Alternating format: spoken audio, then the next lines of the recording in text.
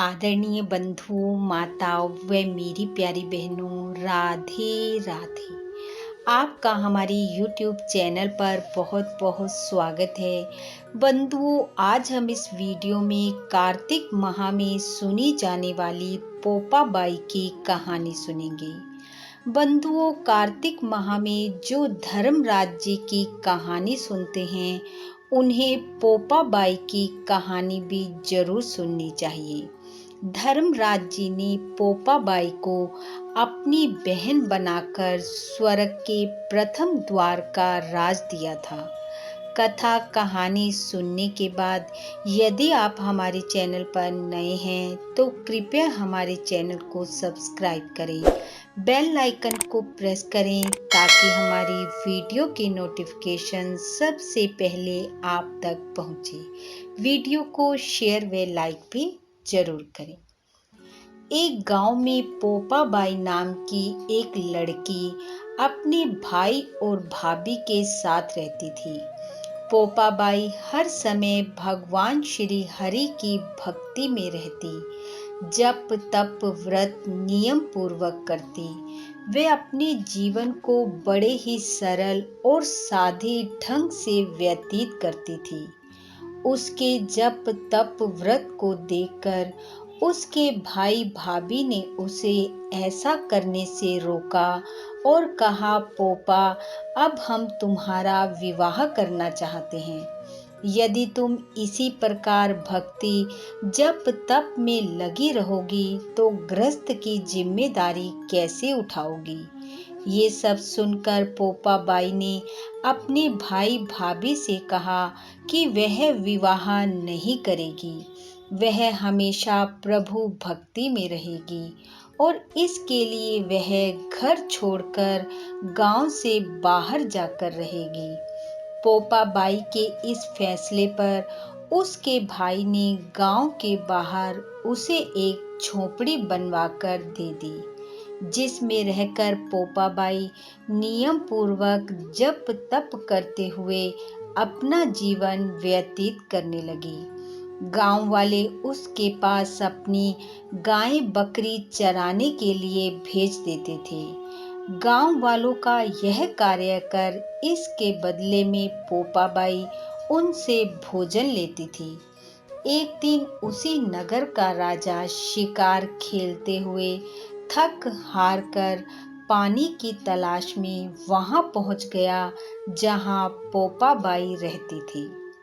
राजा ने वहां झोपड़ी देखकर पानी के लिए आवाज लगाई, पर उसे कोई उत्तर ना मिला। पानी के लिए आवाज लगाता हुआ राजा झोपड़ी के द्वार तक पहुंच गया और द्वार खटखटाने लगा। तब भीतर से पोपा बाई की आवाज आई, कौन है जो द्वार खटखटा रहा है और क्या चाहिए?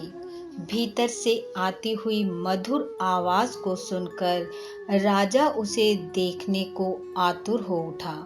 उसने सोचा, जिसकी आवाज इतनी मधुर है वो स्वयं कितनी सुंदर होगी। राजा बोला, मैं इस नगर का राजा हूँ, जल की तलाश में तुम्हारे द्वार तक आ गया हूँ, पर अब जब से मैंने तुम्हारी आवाज सुनी है तुम्हें देखने की इच्छा हो रही है, और सच कहूँ तो अब मैं तुमसे विवाह करना चाहता हूँ। राजा की बात सुनकर पोपा बाई ने कहा, जहाँ से आए हो वहीं लौट जाओ। विवाह करने का तो सवाल ही नहीं उठता, क्योंकि मैंने आजीवन अविवाहित रहने का प्रण लिया है और मेरा जीवन मेरे प्रभु की भक्ति के लिए है।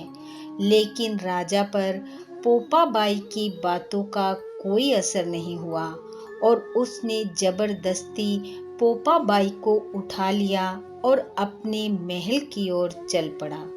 राजा के इस दुष्कर्म को देखकर सत पर अडिग रहने वाली पोपा बाई ने राजा को श्राप दिया कि उसे इस दुष्कर्म का दंड भुगतना पड़ेगा और वह अपने राज्य सहित नष्ट हो जाएगा। राजा ने उसकी एक ना सुनी और उसे लेकर अपने महल में पहुंच गया।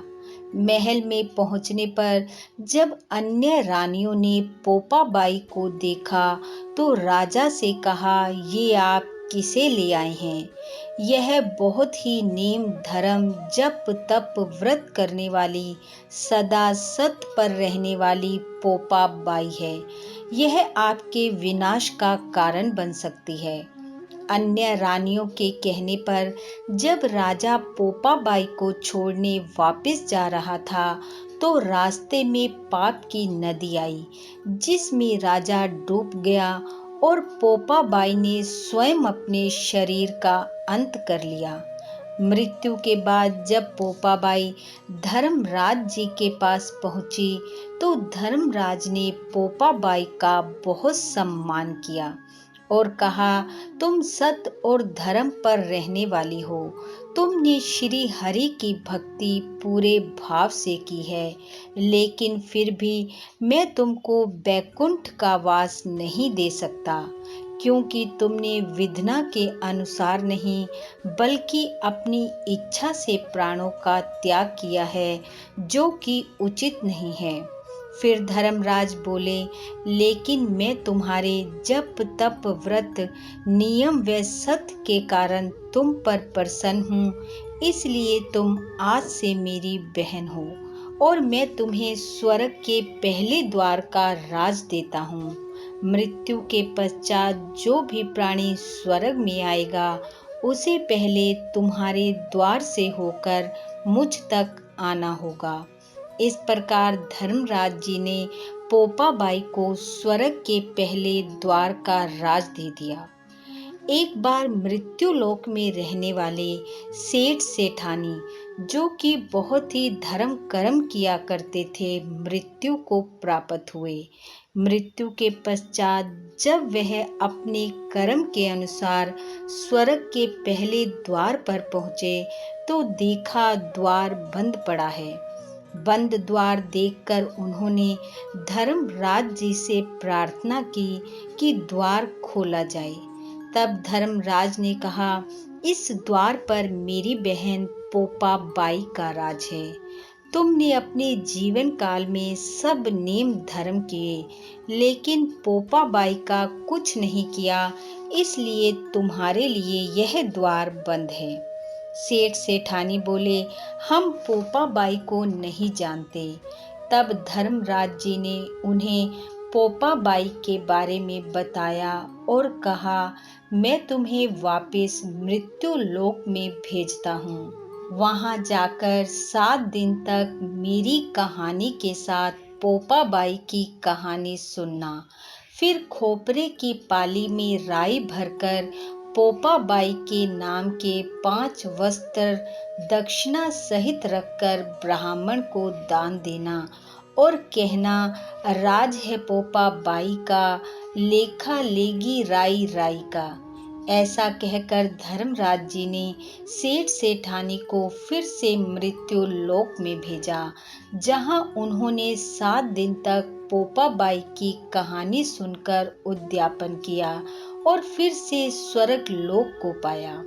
इस प्रकार हर किसी को अपने जीवन काल में एक बार 7 दिन तक लगातार धर्मराज व पोपाबाई की कहानी सुनकर उद्यापन जरूर करना चाहिए, तभी आगे जाकर स्वर्ग के द्वार खुले मिलते हैं।